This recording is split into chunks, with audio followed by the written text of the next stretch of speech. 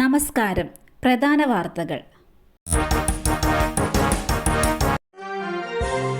ഞായറാഴ്ച മുതൽ ശക്തമായ മഴ, 2 ദിവസം യെല്ലോ അലർട്ട്. ഞായറാഴ്ച മുതൽ സംസ്ഥാനത്ത് മഴ ശക്തമാകുമെന്നാണ് കണക്കുകൂട്ടൽ. ഒറ്റപ്പെട്ട ശക്തമായ മഴയ്ക്കുള്ള സാധ്യതയാണ് നിലനിൽക്കുന്നത്.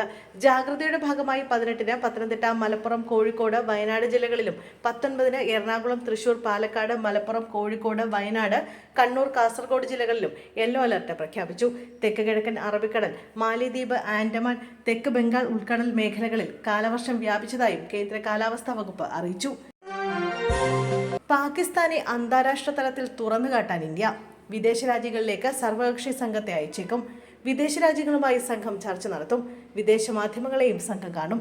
സംഘാംഗങ്ങളെ സംബന്ധിച്ച് അന്തിമ തീരുമാനമായില്ല. ഇക്കാര്യത്തിൽ ഔദ്യോഗിക സ്ഥിരീകരണം കേന്ദ്ര സർക്കാരിന്റെ ഭാഗത്തു നിന്നുണ്ടായിട്ടില്ല. എന്നാൽ സംഘം ഈ മാസം 23-ന് തിരിച്ചേക്കുമെന്നാണ് ലഭ്യമാകുന്ന റിപ്പോർട്ടുകൾ. പാകിസ്ഥാൻ ഭീകരത വളർത്തുന്ന രാജ്യമാണ്. എന്തുകൊണ്ട് ഓപ്പറേഷൻ സിന്ദൂർ ഇന്ത്യക്ക് വേണ്ടി വന്നു? പഹൽഗാം ഭീകരാക്രമണമാണ് ഇന്ത്യയുടെ പ്രത്യാക്രമണത്തിന് വഴിയൊരുക്കിയത്. ഇത്തരം ആക്രമണങ്ങൾ പാകിസ്ഥാന്റെ ഭാഗത്തു നിന്നുണ്ടായാൽ തിരിച്ചടി തീർച്ചയായും ഉണ്ടാകും തുടങ്ങിയ കാര്യങ്ങളായിരിക്കും ഇന്ത്യൻ പ്രതിനിധി സംഘം ലോകരാഷ്ട്രങ്ങളെ ധരിപ്പിക്കുക. പല പ്രധാനപ്പെട്ട രാജ്യങ്ങളുടെയും തലസ്ഥാനങ്ങൾ സന്ദർശിക്കുക, അവിടുത്തെ സർക്കാരുകളുമായി ഇക്കാര്യം ചർച്ച ചെയ്യുക എന്നിവയെല്ലാം സംഘത്തിന്റെ ലക്ഷ്യങ്ങളാണ്. കൊല്ലത്ത് അമ്മയെയും മകനെയും മരിച്ച നിലയിൽ കണ്ടെത്തി. അമ്മയുടെ കഴുത്തിൽ മുറിവേറ്റ നിലയിൽ. കൊല്ലം കൊട്ടിയം തഴുത്തലയിലാണ് സംഭവം. തഴുത്തല PK ജംഗ്ഷന് സമീപം SR മൻസിലിൽ നസിയത്ത്, മകൻ ഷാൻ എന്നിവരാണ് മരിച്ചത്. മകനെ തൂങ്ങി മരിച്ച നിലയിലാണ് കണ്ടെത്തിയത്. അമ്മ നസിയത്തിന്റെ കഴുത്തിൽ മുറിവേറ്റ നിലയിലാണ്. എന്താണ് കൊലപാതകത്തിനും പിന്നാലെയുള്ള ജീവനൊടുക്കലിനും കാരണമെന്ന് വ്യക്തമല്ല. ഇന്ന് രാവിലെ വീട്ടിൽ വഴക്കുണ്ടായിരുന്നുവെന്ന് പരിസരവാസികൾ പറയുന്നു. കൊട്ടിയം പോലീസ് സ്ഥലത്തെത്തി തുടർ നടപടികൾ സ്വീകരിക്കുകയാണ്.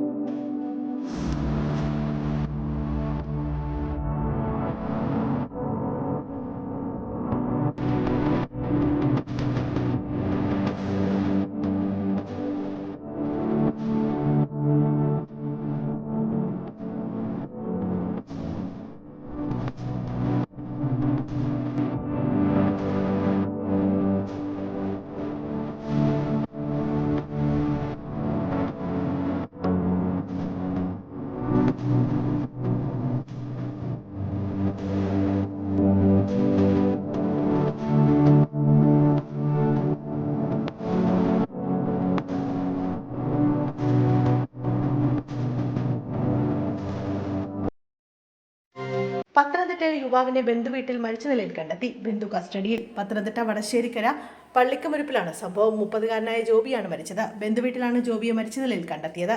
കൊലപാതകമാണെന്നാണ് സംശയം. ജോബിയുടെ തലയ്ക്കുൾപ്പെടെ പരിക്കുകളുണ്ടെന്ന് പോലീസ് അറിയിച്ചു. ജോബിയുടെ ബന്ധുവിനെ റാന്നി പോലീസ് കസ്റ്റഡിയിലെടുത്തു. പെരിനാട് പോലീസ് സ്ഥലത്തെത്തി പരിശോധനകൾ ആരംഭിച്ചു. തൃശൂർ മെഡിക്കൽ കോളേജിൽ യുവാവിന്റെ അതിക്രമം. സെക്യൂരിറ്റിയെ പൂട്ടിയിട്ട് AC കത്തിച്ചു. ഇന്ന് രാവിലെയാണ് യുവാവ് ഗ്യാസ് സിലിണ്ടറുമായി സ്ഥലത്തെത്തിയത്. ഇന്ന് പുലർച്ചെ 5:30-ക്കാണ് സംഭവം. മെഡിക്കൽ കോളേജ് അലുമിനി ഓഡിറ്റോറിയത്തിലാണ് യുവാവ് ഭീകരാന്തരീക്ഷം സൃഷ്ടിച്ചത്. ഓഡിറ്റോറിയത്തിൽ ഇന്ന് രാവിലെ മുതൽ സർജന്മാരുടെ കോൺഫറൻസ് നടക്കാനിരിക്കെയാണ് സംഭവം. കയ്യിൽ ചുറ്റികയും ഗ്യാസ് സിലിണ്ടറുമായി എത്തിയ യുവാവാണ് സെക്യൂരിറ്റി ജീവനക്കാരനെ പൂട്ടിയിട്ട ശേഷം ഗ്ലാസ് അടിച്ചു തകർത്തത്. ഇതിനുശേഷം ഗ്യാസ് സിലിണ്ടർ ഉപയോഗിച്ച് AC കത്തിച്ചു. സെക്യൂരിറ്റി ജീവനക്കാരൻ അറിയിച്ചതിനെ തുടർന്ന് ഡോക്ടർമാരെത്തി ഇയാളെ തടഞ്ഞു വെക്കുകയായിരുന്നു. അക്രമശ്രമത്തിനിടെ കയ്യിൽ പരിക്കേറ്റ യുവാവിനെ മെഡിക്കൽ കോളേജ് ആശുപത്രിയിൽ പ്രവേശിപ്പിച്ചു. കോൺഫറൻസിനായി അഡീഷണൽ AC പുറത്ത് ഒരുക്കിയിരുന്നു. ഇതിലൊന്നാണ് യുവാവ് കത്തിച്ചത്. പോലീസ് എത്തി യുവാവിനെ കസ്റ്റഡിയിലെടുത്തു.